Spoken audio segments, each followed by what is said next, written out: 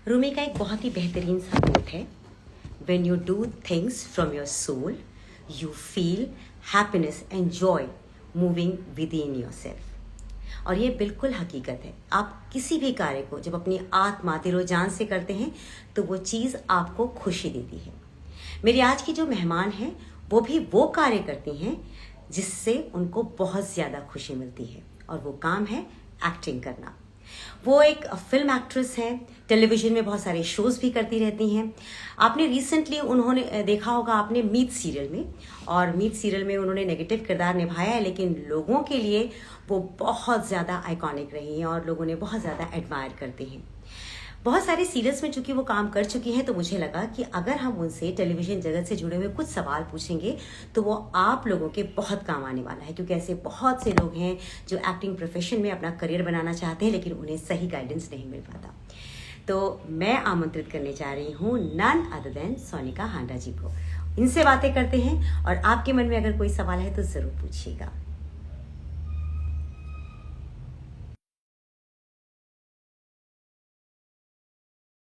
Thank you Vikas ji.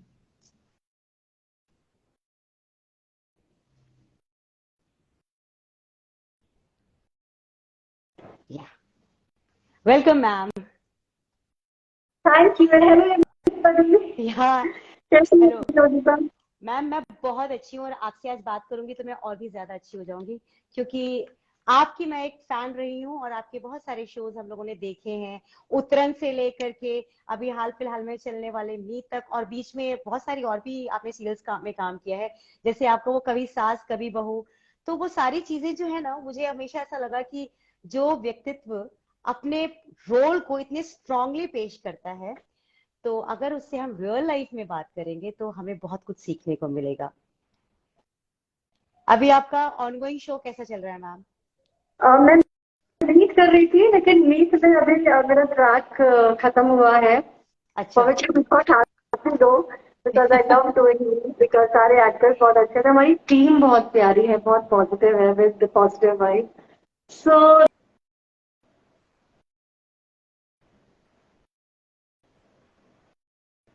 Ma'am, आप अचानक vanish हो गई हैं फिर से। आपको फिर से ज्वाइन करना पड़ेगा आई गेस।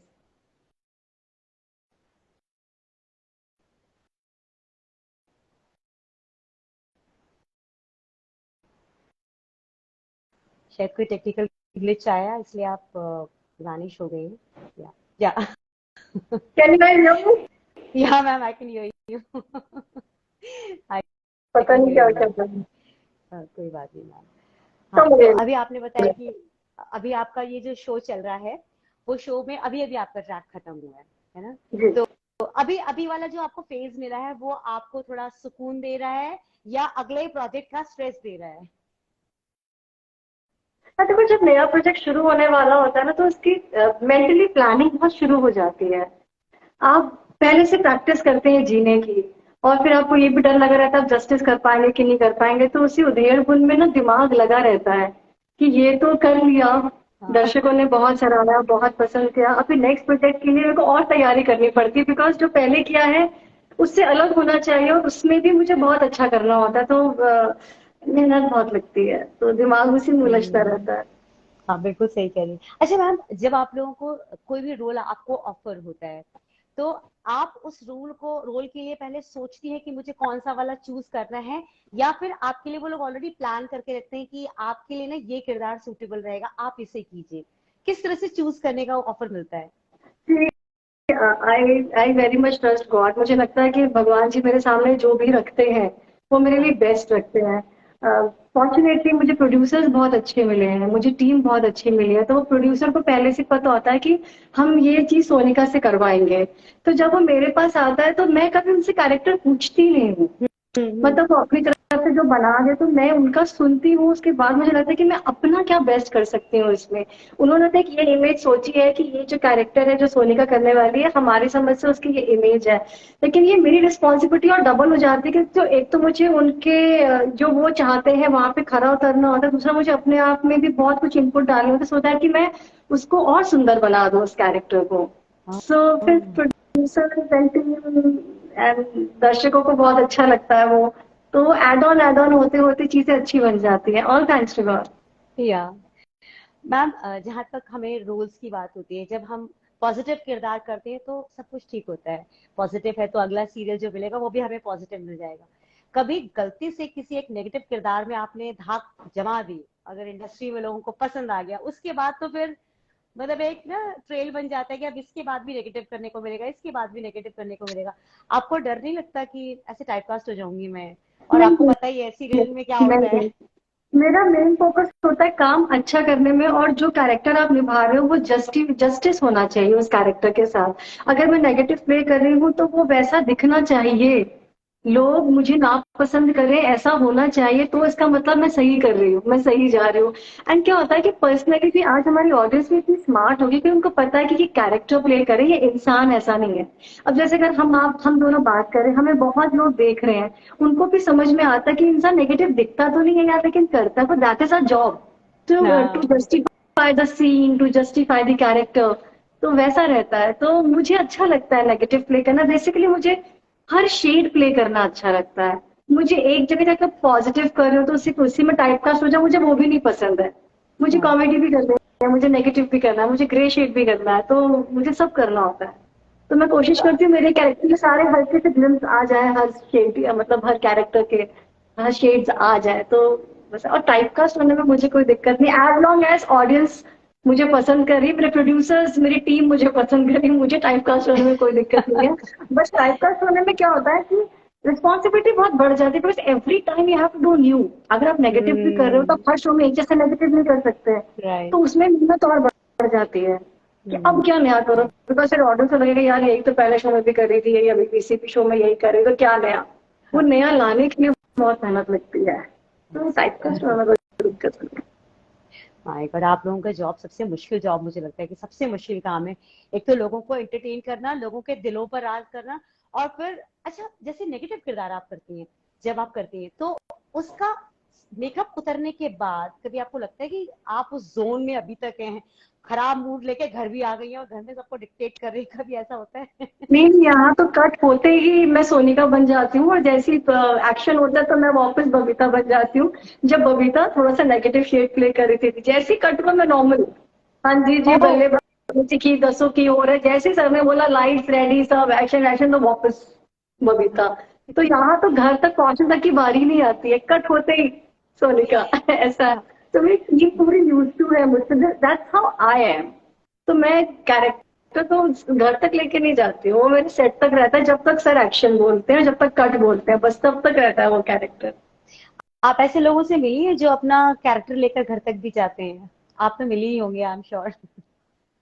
हाँ, बहुत तो होते हैं ऐसे जो फिर वापस रियल लाइफ भी वैसे ही जीने लग जाते हैं।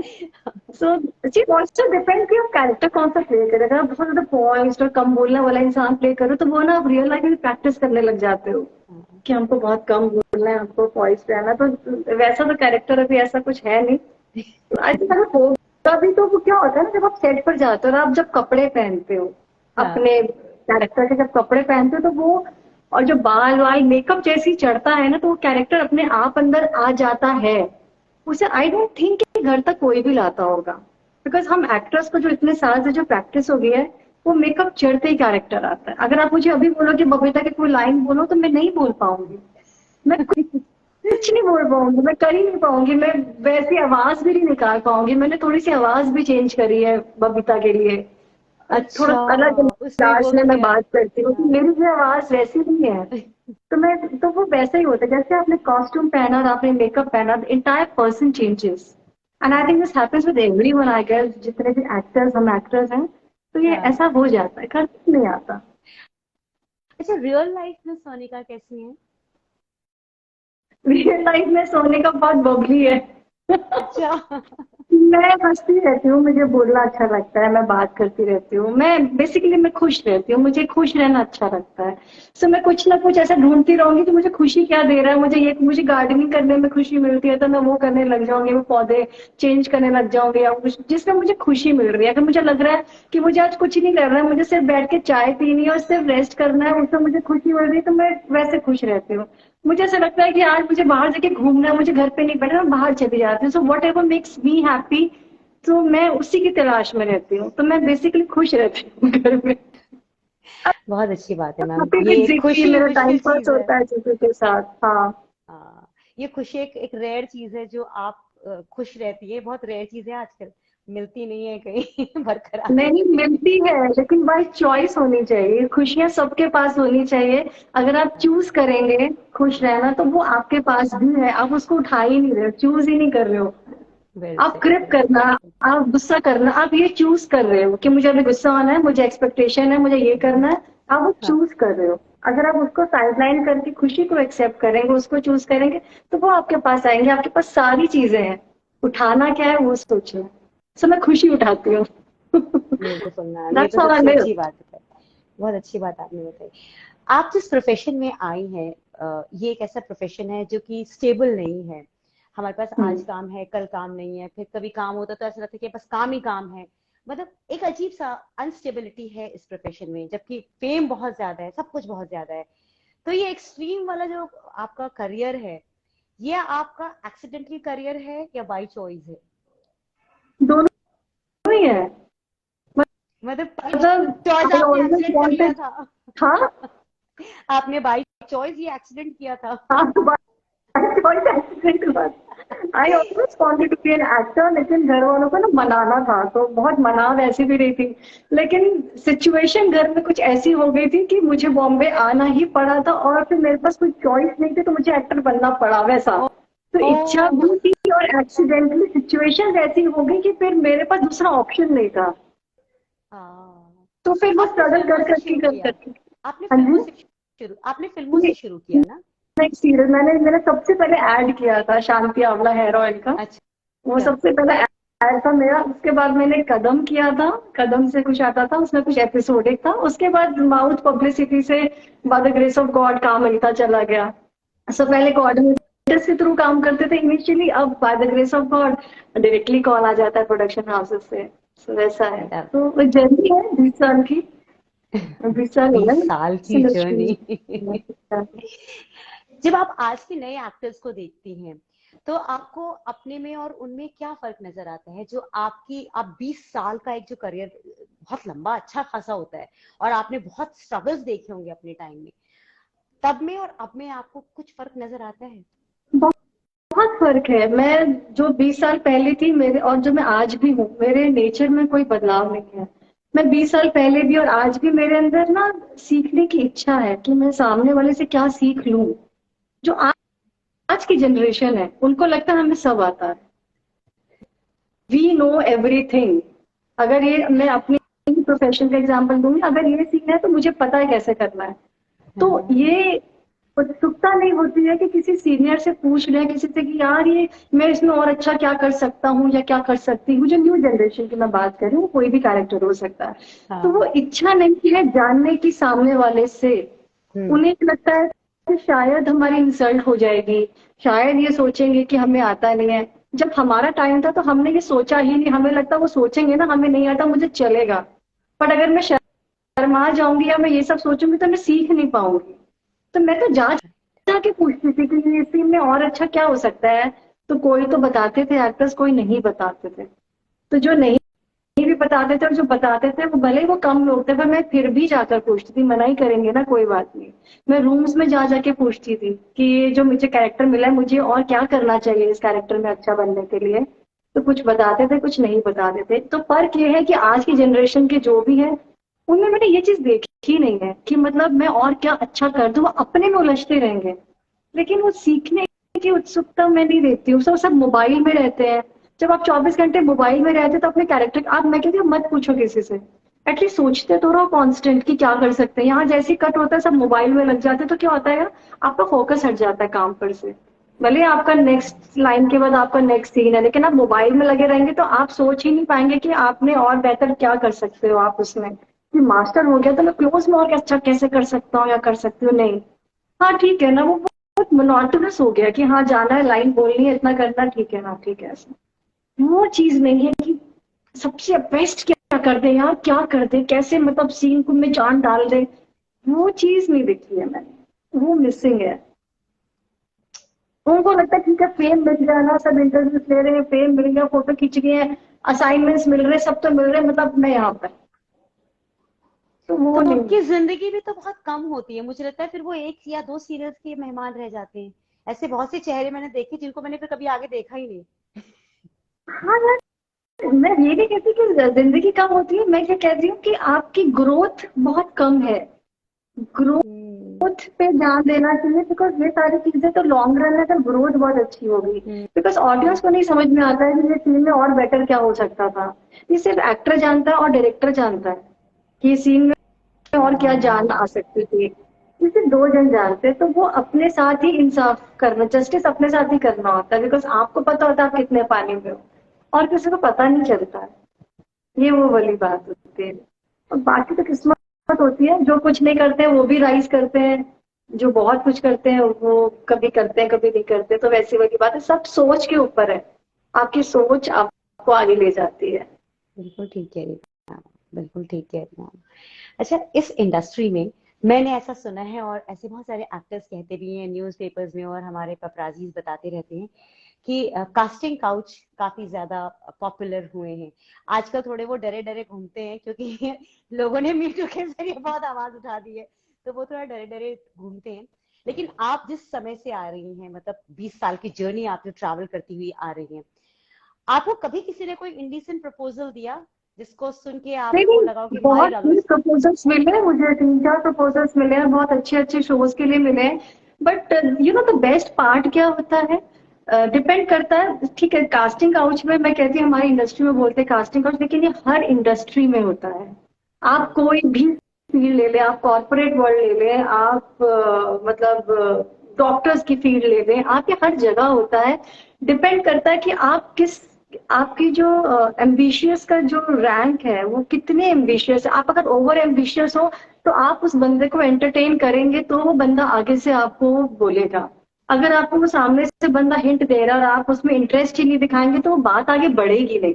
अगर बात बढ़ रही है तो मैं नहीं कहती हूँ कि सारी गलती कास्टिंग काउच वाले की होती है। आप ओवर एम्बिशियस है तो आप ऑब्वियसली, आपको भी लालच है तो आप बार बार जाकर मिल रहे हैं, तो आप लालची मत हाँ। दिखाइए ना। अगर आप में टैलेंट है और अगर आपको खुद पर विश्वास है तो आपको अपने काम पर, आपका काम देखकर आपको काम मिलेगा। उसके लिए कास्टिंग काउच से मीटिंग करने की बार बार जरूरत नहीं है। तो जो ओवर एम्बिशियस लोग होते हैं जिन्हें कोई फर्क नहीं पड़ता है हम्म। कि देखा जाएगा क्या है क्या नहीं, तो वो लोग इन सबको खराब कर देते हैं। आप बढ़ावा ही मत दीजिए ना, तो कास्टिंग काउच की ये चीजें, वर्ड्स आएंगे ही नहीं बाहर। आप बढ़ावा देते हैं तो होता है, और ये हर फील्ड में होता है, और ये आप पर डिपेंड करता है, मुझे इतना पता है। मेरे पास भी ऑप्शन आए, मैंने बहुत अच्छे से बोला कि नहीं सर या मैम, क्योंकि सर और मैम दो जन से अलग अलग इंसिडेंट है, तो मैं कहती हूँ कि नहीं, थैंक यू सो मच कि आपने ऐसा मुझे बोल रहे हैं, but I am so sorry, मुझे ऐसे काम नहीं करना है, बिकॉज मैं खुश नहीं रहूंगी ऐसे काम करके, और मैं काम कर नहीं पाऊंगी। वो कहते हैं कोई बात नहीं, सी उन्हें फर्क नहीं पड़ता क्योंकि मेरे पीछे लाइन लगी है लड़कियों की। हाँ। आप हाँ। ठीक है, आपको नहीं करना ना ये रोल ऐसे ऐसे, तो ठीक है आप जाइए नेक्स्ट। तो मैं तो आगे, मैंने तो कास्टिंग काउच का नाम नहीं उछाला। तो पीछे राइट। वाला बंदा है वो अगर ओवर एम्बिशियस होगा कि उसको कुछ भी करके काम करना है तो वो करेगा। कि कास्टिंग काउच का नाम मुझे ऐसा लगता है तब खराब होता है जब चीजें आपके अकॉर्डिंग नहीं हो रही, हाँ। तब आप हाँ। गुस्से में आके उनका नाम खराब कर देते हो। फिर आप ब्लैकमेल करने लगता है, मैं सबको बता दूंगा, ये बता दूंगी कि तुमने ऐसा ऐसा नहीं किया। तो ये खराब दोनों साइड से होता है, ये एक साइड से खराब नहीं होता है।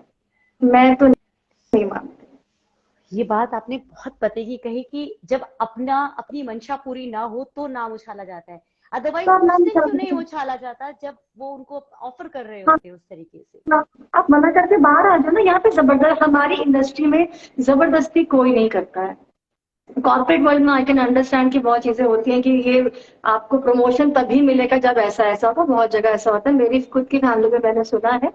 तो ये रखा जाता है, लेकिन हमारी इंडस्ट्री में ऐसा नहीं होता है, क्योंकि हमारी इंडस्ट्री में इतने सारे नए शोज बन रहे हैं। एक शो नहीं मिलेगा ना, दो शो नहीं मिलेगा ना, एक ही प्रोड्यूसर 100 शो तो नहीं बना रहा है। बहुत सारे प्रोड्यूसर, और सारे प्रोड्यूसर्स खराब नहीं होते। मेरे को तो किसी भी प्रोड्यूसर ने कभी अप्रोच नहीं किया। ये सब जो कोऑर्डिनेटर्स होते हैं वो लोग नाम खराब करते हैं प्रोड्यूसर्स का, वो लोग करते हैं। तो आप मत काम करो उस वाले, जिस कोऑर्डिनेटर ने आपको अप्रोच किया उसके थ्रू काम मत करो। 50वें कोऑर्डिनेटर्स हैं, एक ही नहीं है, तो दरवाजे बहुत हैं। 4 दरवाजे बंद हुए तो क्या वो छठा पांचवा तो है ना।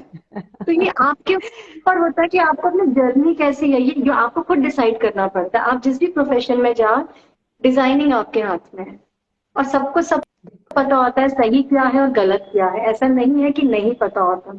तो वो आपको किस तरह से अपना रास्ता कितना सुंदर और कितना खराब कहाँ कपाल बनाना है वो आपके हाथ में। लोग खराब नहीं होते, आप जैसे हो आपको सामने वाला बिल्कुल वैसे ही मिलेगा। मैं तो नहीं क्या खराब बात कही कहती आपने, किसी को। क्या बात कही आपने। मतलब हमारे हाथ में असल में आईना होता है, हम जैसे होंगे हमें वैसे ही चेहरे नजर आएंगे अपने वैसी सामने। नजर आए। अगर आप कल्प्रेट हो तो आपको सामने वाला तो टकराएगा कल्प्रेट। और अगर अच्छी हो फिर भी टकरा के तो रास्ता बदल लो यार, रास्ता तो हमारे हाथ में है। चल तो हम रहे हैं, चेंज करना तो हमारे हाथ में। जबरदस्ती क्यों खड़े रहना है वहां पे जहाँ पे हमको लोग समझ नहीं आ रहे। आगे बढ़ जाओ, यूटर्न ले लो, क्या फर्क बिल्कुल। पड़ता है, वापस खड़े के वापस रास्ता चेंज कर लेना। बिल्कुल ठीक आपने कहा। आपका अब तक का सबसे फेवरेट रोल कौन सा रहा है जो आपको पसंद है? मैं नागरी में सुजाता चाची, तो आई यूज टू हाँ। एंजॉय। और मेरे सेट से सब लोग एंजॉय करते थे जब मैं काम करती थी, मैं खुद भी बहुत एंजॉय करती थी, बहुत ज्यादा, बहुत ज्यादा। मतलब दैट्स माय फेवरेट कैरेक्टर। और उसके बाद ये बबीता। बट सुजाता चाची इन सरागी I really enjoyed working that character. Oh beautiful character it was.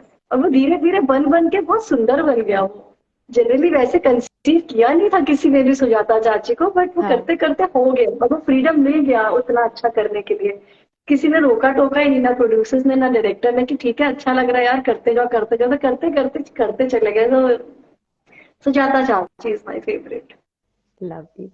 आपको इंस्पायर कौन करता है? My mom. वो आपकी क्रिटिक भी होंगी ना? हाँ हाँ, वो अभी भी मैंने पॉइंटर लगा के बैठे हो कि मैंने ये क्या सही नहीं किया, ये क्या नहीं किया, बार बार बालों में हाथ क्यों लगाया तुमने, नहीं लगाते हैं। एंड ये तो ठीक है, वो फन साइड है ये, but she is my role model. वो बहुत दिलेर है। जितना पेशेंस उन्होंने मेरे अंदर डाला है, जो सिखाया है टोक टोक के। जितनी भी मैं आपसे, अगर आपको मेरी कोई भी बात अच्छी लग रही होगी तो वो सब मेरी मम्मा ने सिखाया मुझे। खुश इसका रहना मतलब तो मेरी आप मम्मा पूरी ने अच्छी हैं सिखाया। आप पूरी की हाँ, पूरी अच्छी हैं। मुझे खुश रहना मम्मी ने सिखाया। गलत बोलने नहीं देती वो। मतलब वो बैंड है हमारे घर में, गलत बोलना और गलत सोचना बैंड है। मैं बोलना बैंड है, क्योंकि मैं कभी नहीं बोलते गर्दन कटती है बकरी की। हमेशा हम बोलते हैं, कभी अपना पर सोचे कि तुमने सब कुछ किया, नहीं हमने किया है। तो वो मुझे करेक्ट करती रहती है। एंड मुझे ऐसा लगता है कि मैं जितनी भी अच्छी सोच जो है वो मेरी माँ की देन है। वो टच मम्मी वुड। है। मैं टच आज वुड। भी उनसे इंस्पायर होती हूँ, जितनी वो दलेर है, बहुत मेहनती है आज भी।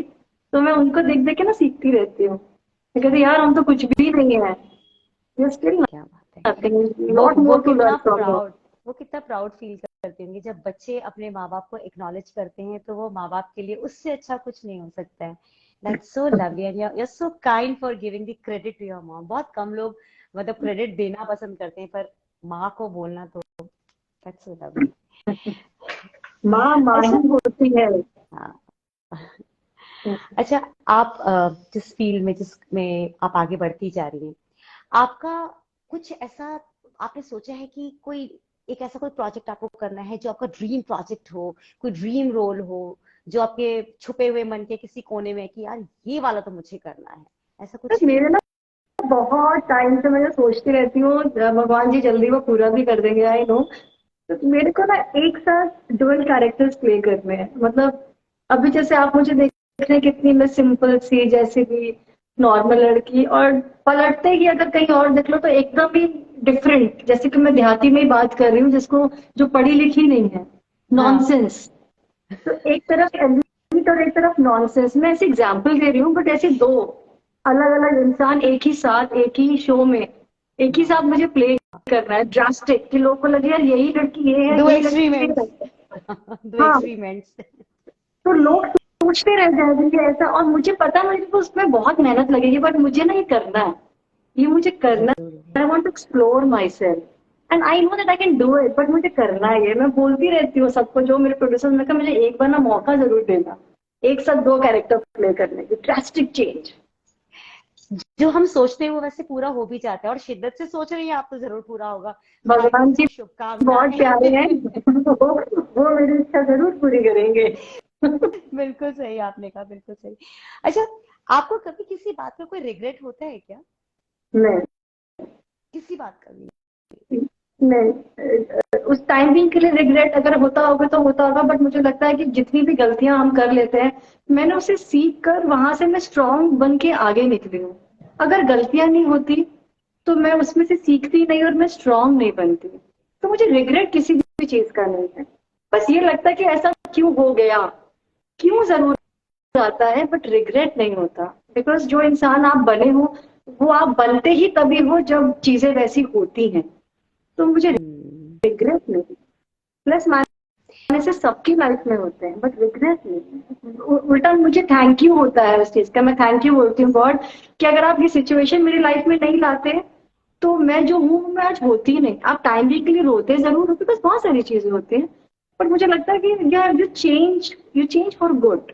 आप अच्छे के लिए बदलते हो। वो भी आपके ऊपर होता है कि आपको ईर्ष्या रखनी है, सामने वाले के लिए द्वेष रखना है, तो उसको थैंक यू बोलना है कि आप स्ट्रांग हो गए।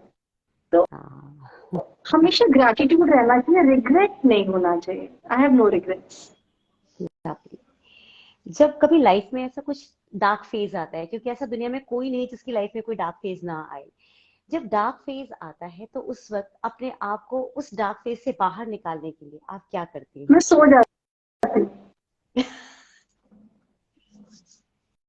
मैं लिटरली सो जाती हूँ। मुझे को जब बहुत डिप्रेशन में होती हूँ, तो ऑब्वियसली सबकी लाइफ में अप्स एंड डाउन आते हैं। जब मुझे या बहुत डिप्रेसिव मोमेंट रहता है, मैं कुछ नहीं करती हूँ, मैं सो जाती हूँ। क्योंकि मेरे 4 घंटे निकल गए, 5 घंटे निकल गए, दिन खत्म। नेक्स्ट डे सिचुएशन थोड़ी चेंज हो जाती है ना। अब तो डिप्रेशन में गुस्से में अपने आप को कोसते रहते हो, खराब हो जाते हो, मैं सो जाती हूँ। I can relate this. मैं भी जब बहुत टेंशन होता है तो मैं सो ही जाती हूँ कि छोड़ो, जागूंगी तो बहुत सोचूंगी। लेट्स हाँ, स्लीप। और मुझे नींद भी आ जाती है। और थैंक्स टू गॉड इंसानों की सॉरी एक्सक्यूज मी, उनकी नींद उड़ते मेरे को नींद आ जाती है। एंड वेरी थैंकफुल, मुझे थैंक यू गॉड, मुझे नींद आ रही है, सो जाती हूँ। गाने सुन के चला देती हूँ सॉन्ग, सिचुएशन के हिसाब से गाने चला के सो जाती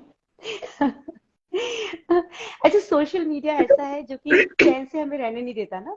आप कुछ कह रही थी, सॉरी, आप कुछ कह हूँ। रही नहीं थी। नहीं, मैंने कहा सब कुछ टेम्परेरी होता है, तो हाँ। इसलिए परमानेंट इज करता है इसलिए। जी, मैं सोशल मीडिया के बारे में जानना चाह रही थी कि हम सोशल मीडिया पर, आप सेलिब्रिटी हैं तो आपका खाना पीना सोना सब कुछ सोशल मीडिया पे लोग मॉनिटर करते रहते हैं कि आज सोनिका ने क्या पहना, आज कहाँ गई, किससे मिली। आपको कभी इस चीज से बॉदरेशन होती है कि यार मेरी अपनी जिंदगी तो अब मेरी रही ही नहीं, मतलब लोगों को बहुत ज्यादा फॉलो करते हैं, बहुत इंटरफेयर करते हैं, बहुत सारे मैसेजेस भेजते हैं, या लोग नहीं आप देखते भी नहीं है कि कितने फॉलोअर्स हैं उसके बाद चूज करते हैं कि हाँ ये एक्ट्रेस अच्छी हो सकती है?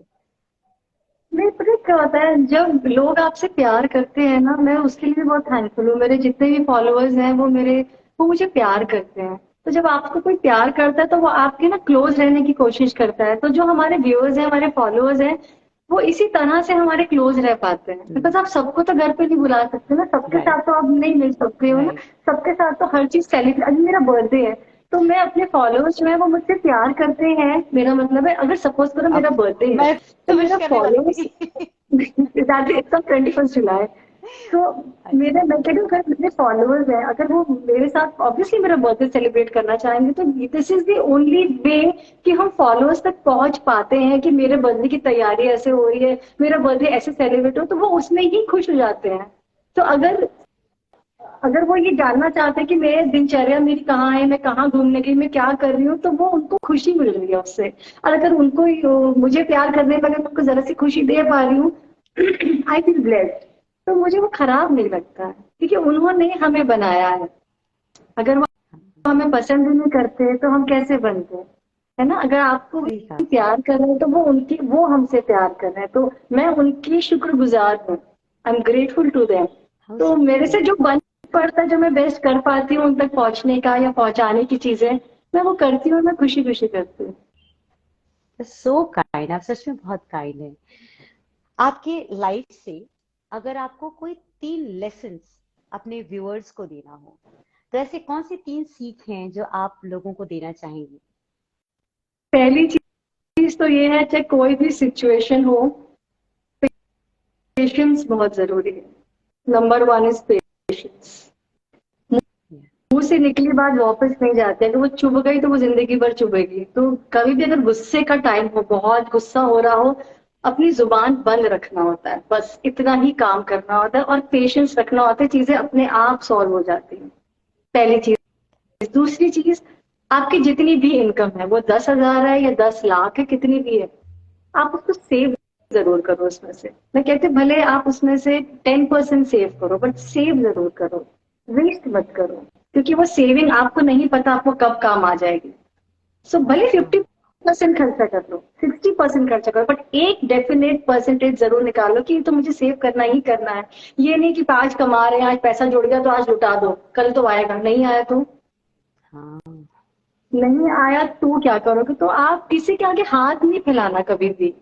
तो फिर आपकी ना नजर झुक जाती है इसके सामने, वो पावे को 1 रुपया क्यों ना हो।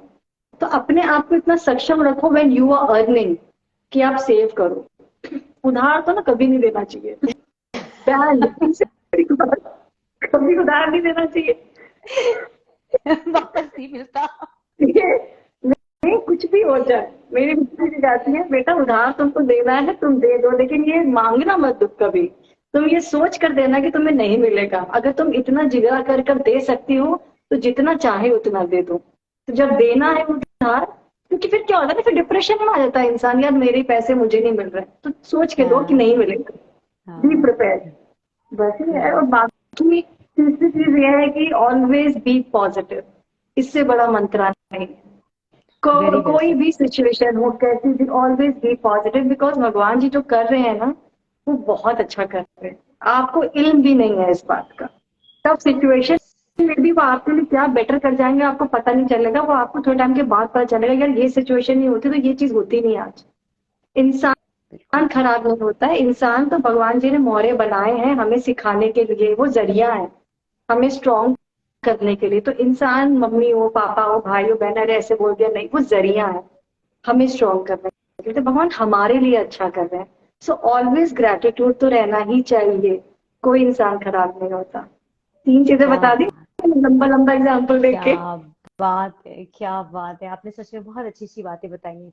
मतलब ऐसी बातें आमतौर पर हम नहीं सुनते हैं। और स्पेशली मुझे वो अच्छा लगा, इनकम सेव करने वाली बात तो मुझे बहुत इंपॉर्टेंट लगी, क्योंकि ये एक ऐसी चीज है जो लोग नहीं करते हैं। आजकल लैविशली स्पेंड करने पर भरोसा करते हैं, पर एक हाँ, सेलिब्रिटी अगर ये बात कह रहा है तो लोग ध्यान रखेंगे इस चीज को। मतलब लोग एब्सोल्युटली सोचते सो हैं गुड। मैं तो 10 लाख रुपए महीना कमा रहा हूँ, मतलब आगे तो और कमाएंगे, आज तो 10 लाख रुपए कमा रहे हैं। 10 लाख के बाद होना क्या वाला है तुमको नहीं पता, नेक्स्ट शो में क्या होने वाला है, कब क्या, मुझे नहीं पता है। तो always save, always save. That's lockdown nice. जैसा टाइम आ गया, सेविंग नहीं होती तो लॉकडाउन का वो पीरियड कब किसी को मालूम है? जिनके पास सेविंग थी वो तो तैर गए, जो लोग राइट। नहीं सेव कर पाए ना, उनके लिए मुसीबत आ गई। तो आगे के फ्यूचर में कब क्या होगा किसी को पता नहीं होता है। Hope for the best. Saving बहुत जरूरी है। बिल्कुल। अपने आप को अपने सिक्योर करो ताकि हाथ नहीं फैलाना पड़े। अपने आप को सिक्योर कैसे करना है वो इंसान डिसाइड करे। खुद को सिक्योर रखो हमेशा। आपने बहुत बहुत बहुत अच्छी बात बताई। और सच बताऊं तो आज आपसे बात करना मुझे बहुत अच्छा लगा। मुझे इंडस्ट्री के बारे में बहुत अच्छी अच्छी बातें पता लगी हैं। और आपके बारे में मुझे सबसे अच्छी बात ये लगी कि आप दिल से हर चीज आपने बताया है, बिना कुछ पोज किए हुए। मतलब आज एक एक्ट्रेस ने मुझसे बात नहीं की, एक ऐसे व्यक्तित्व ने बात की है मुझसे जिसने एक लाइफ को जिया है, एक जर्नी जी है, और बहुत साफ तरीके से, बड़े साफ गोई से आपने इंडस्ट्री के बारे में हमें बता भी दिया। और लाइफ में हमें कैसे जीना चाहिए आपने वो मार्गदर्शन भी दिया है। तहे दिल से आपका बहुत शुक्रिया। आप अपने फैंस को कुछ कहना चाहती हैं तो जरूर कीजिए, क्योंकि वो बहुत सारी बातें लिख चुके हैं आपको, ब्यूटीफुल से लेकर के टैलेंटेड से लेकर के लव यू मैम और न जाने क्या क्या कह चुके हैं। तो इसलिए आप प्लीज उनका दिल मत तोड़िएगा, उनको जरूर कुछ कहिए। मैं अपने सारे फैंस को बोलती हूँ, थैंक यू सो मच मुझे हर शो में इतना सारा ढेर सारा प्यार देने के लिए। Thank you so much.